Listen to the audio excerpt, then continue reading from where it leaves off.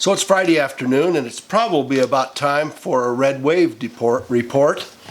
The red wave report, if I can say it correctly, red wave report, say that quickly 3 times, is brought to you by the nephew of Uncle Sam, now bearing the red wave of distinction. Here we go. I put up 16 Senate campaigns as priorities for part of the red wave.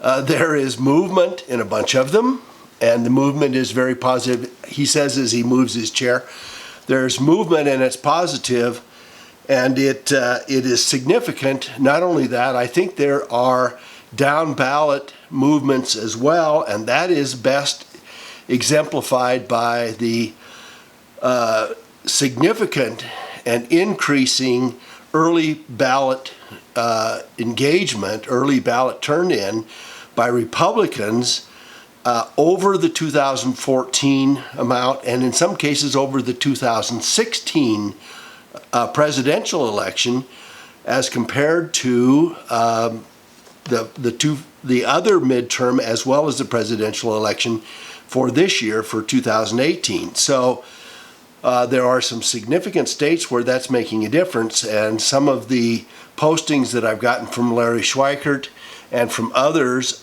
is that Nevada is looking better, Florida is looking better, although the polls don't change much. The early voting indicates that it is, and there's some indication that that panhandle is going to turn out fairly close to where they have been in the past, despite the hurricane. But there are also big changes elsewhere. So let me go through them. I put down as the first one on the list the Marsha Blackburn, who's the Republican candidate in Tennessee against Phil Bredesen, whatever his name is.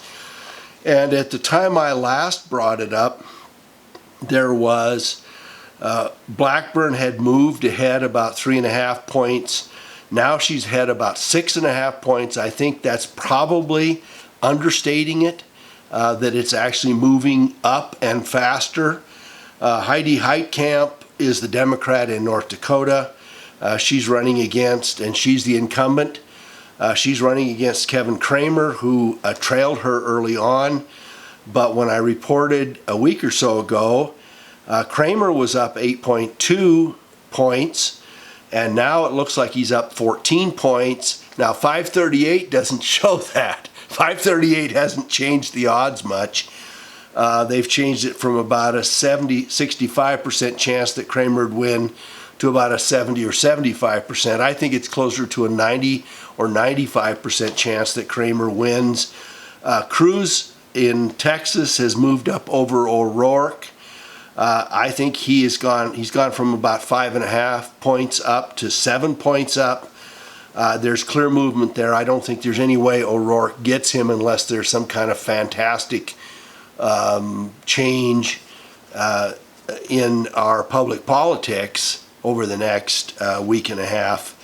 Nevada, there's creeping movement in favor of Heller over Rosen, and the indications are in the early ballot voting are that the Republicans are outperforming the Democrats to an unusual extent.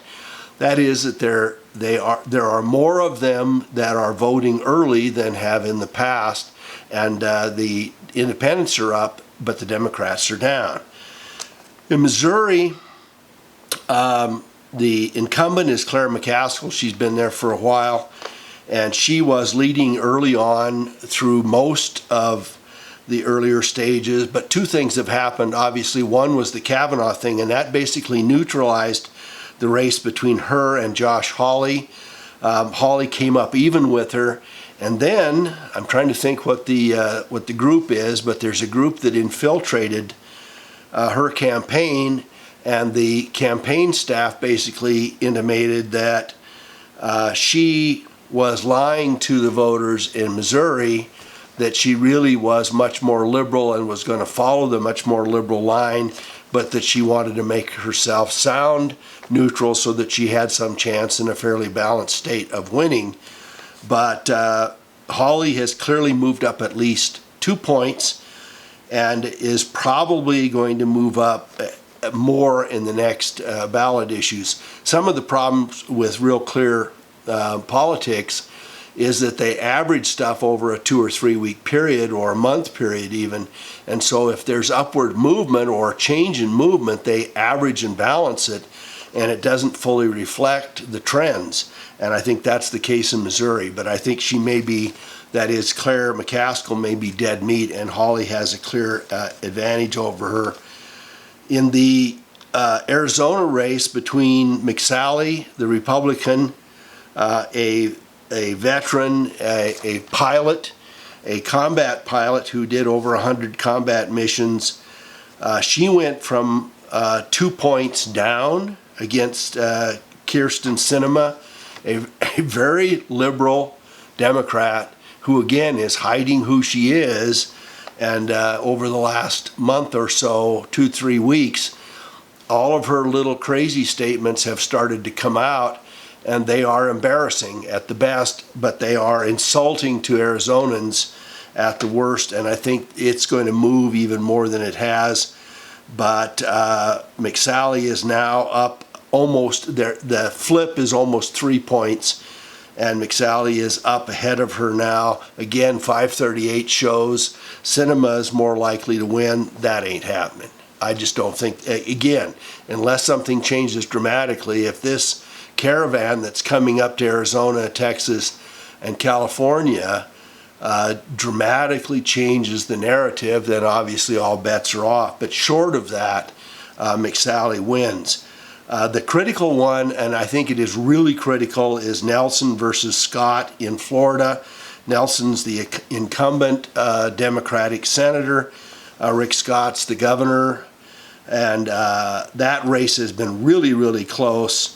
538 shows that Nelson has a significant advantage, about 80%, 70 or 80% chance of winning. I don't think that's the case. I think it's basically a dead heat. It's within a couple points. And with the early voting and the increased early voting of Republicans in Florida, it looks like that whatever advantage is showing up in the polls has been completely offset, both by who's voting, how many are voting, and the fact that they're voting early. And so what people say they're going to do is not as significant as people turning in their ballots. That's the more important thing. Indiana showed Joe Donnelly ahead. He's the Democrat. Mike Braun is challenging him. The indications were early on that Donnelly had about an 80% chance of winning. There's an independent that takes up about 7%, and that may soften, that may make some difference. But in any case, the last poll that came in showed Braun as 4 points up over Donnelly, and that's very significant. If that in fact is the case, that's really significant. I'm a Montana kid, and Tester has been there for, I think, 12 years. Matt Rosendale is running against him. I think he's the auditor currently. He is a foreign native. I think he's originally from Maryland. That doesn't mean he's from outer Swabovia, but he's not a Montanan. And but that race is really close. It's within about 4 points. And again, depending on who comes up on it in the last few days, may change it. Then you've got, and this one was clearly in New Jersey, was Menendez all the way. Menendez, the Democrat, had a big lead, had 8, 10, 12 points all along. Bob Huggin, I guess it is, the Republican, has been closing on him in the last couple weeks. People are finally paying attention to the fact that Menendez has both corruption charges and also some sexually related stuff that's hanging in the wind. That the last polling is down to 5 points. Menendez still ahead, but 5 points is in striking range. West Virginia, it's really hard to tell. The Joe Manchin is the Democratic incumbent. He's the only Democrat that voted for Kavanaugh. He had to vote for Kavanaugh. I think President Trump won West Virginia by 20 points, and so that was a significant deal. Manchin has paid attention to it.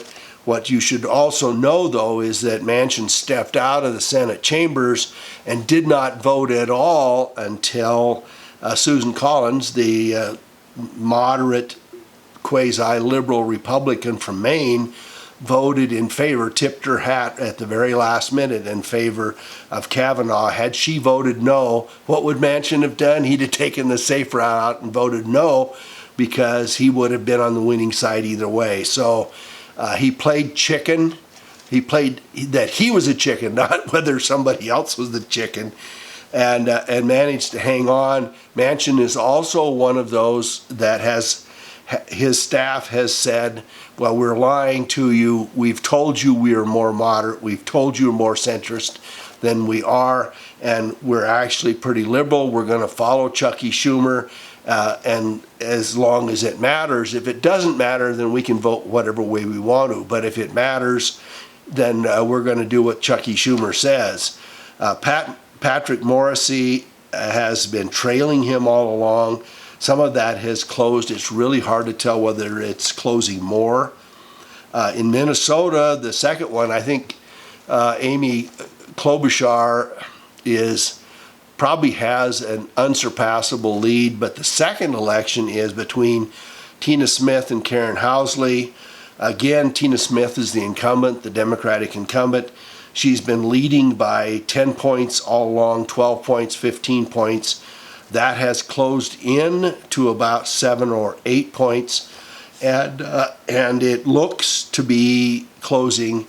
Whether Housley can catch her at 7 or 8 points, or whether the actual voting there is significantly different than the polls is hard to say. Ohio, Sherrod Brown is the incumbent Democrat.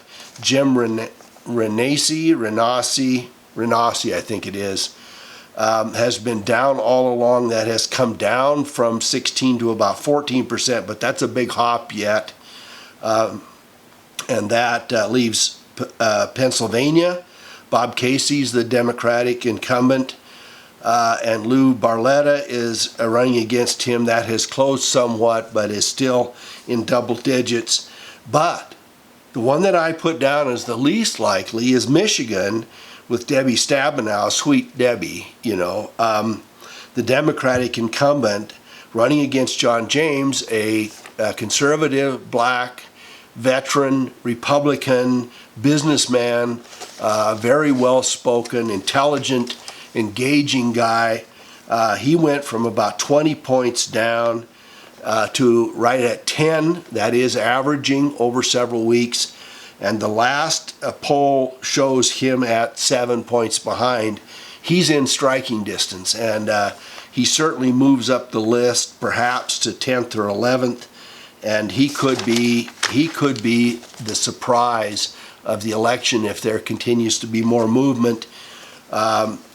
President Trump just visited Wisconsin, and Tammy Baldwin, the incumbent Democrat, fairly liberal Democrat in Wisconsin, has been up 12, 13, 14 points over Leah Vukmir, and there are indications there that has come down perhaps to single digits, and if President Trump makes another trip, it may close altogether. Scott Walker may pull it. There may be some up and down ballot kind of movement there. So it's pretty exciting. But more than that, because of the anger of voters that are Republican and have been infuriated by Kavanaugh, have wanted the wall in, are seeing ever more reason as that caravan moves north to have a wall and to have a barrier there that keeps people from putting feet on our side of the border and thereby obtaining all kinds of crazy benefits and opportunities to take 2 or 3 or 5 years to be determined whether they are entitled to residency here and or to just disappear, which is what most of them do, a majority of them do. So with those issues pending, I think that the more that caravan moves north, the more anxious people become, and the more intensely responsive they become, the more that becomes an issue.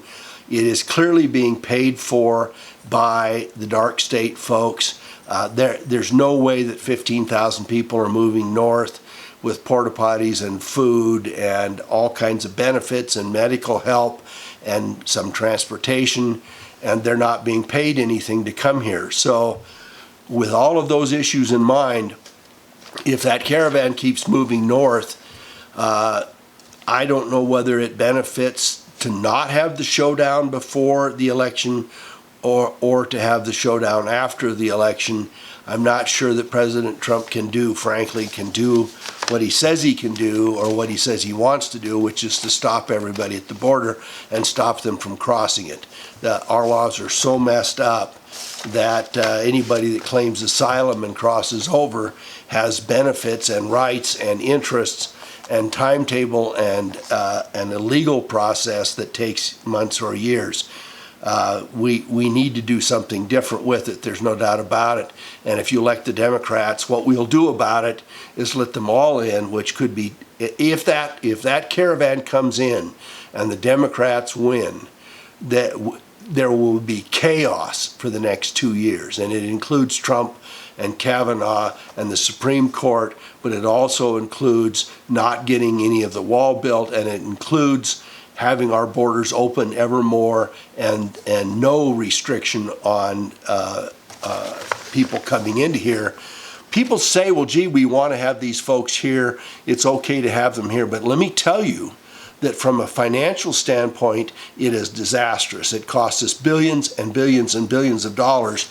And if we add them to the Medicare and Medicaid roll, if they are allowed to have babies in this country, which they do anyway, and nobody pays for it, they get benefits. And what is more than that, they are being sloughed into voting, which is a disaster. And the Democrats are talking about opening Medicare to everybody else, which means that the 65 and olders are going to be sharing their Medicare with everybody that's younger. How does that sound? Does that sound good too?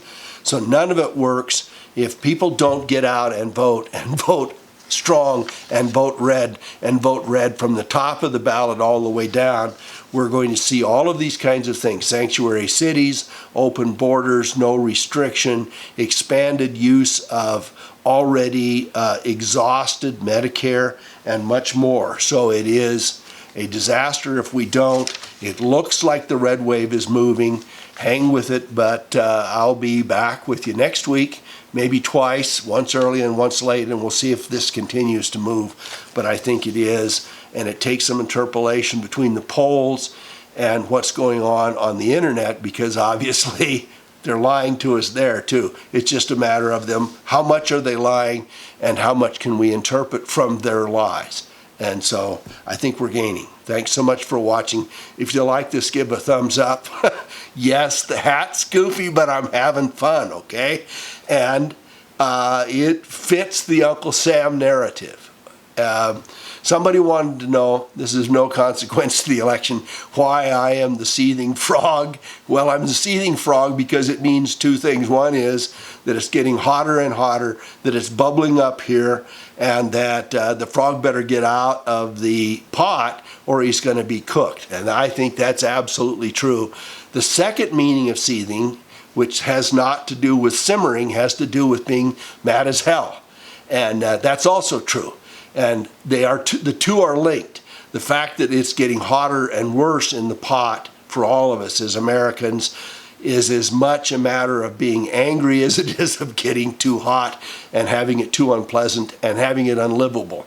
So I'm the seething frog for both reasons, and I guess I'll stay the seething frog, at least on these issues. There are some other issues which are personal issues about which I'm going to share that I have come to peace about who I am and how it is that I see my spiritual path on this earth, which also makes being a seething frog both playful and put in perspective about the political and national aspects of our lives here, because it's not, it is very important, but it's not the most important. And my contribution to it, such as it is what I'm doing to improve the world, to improve this nation before I check out of here. Thanks so much for watching.